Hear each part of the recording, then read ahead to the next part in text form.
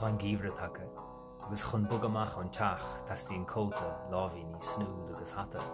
Tá slíonn tú tríd an gahar agus gach réisráid scalan chríon agus dalan siú. Ruhíonn tú na súile dúnta tríd an gahar, muoine agad astí, muoine agad an róig an bóthar nach le í cóir tú, scamal gaile ag éirí as na bhéil.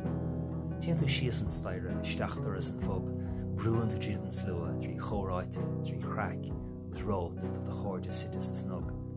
Níl spás ann ach bútar an caran cótaí agus fadaíonn tú striptease spiridáilta tosí na scéalta.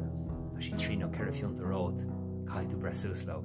Fuisce téile na lábh a héamh, sin budéal mhór a bulmers, tosíonn an córa cuioineh siar ar na Laethanta Órga, córa a bheith muoineacht ag an ná, ach ní nocht. Ar uiribh is an córa sin agus an Laethanta Órga féin a bhreithir aisiríis. Laethanta ar rasin tú an chathair a rothair. Rám faoi éadaí gur bhrú tú trí fób plóda, gur aimse tú de chóirde rót.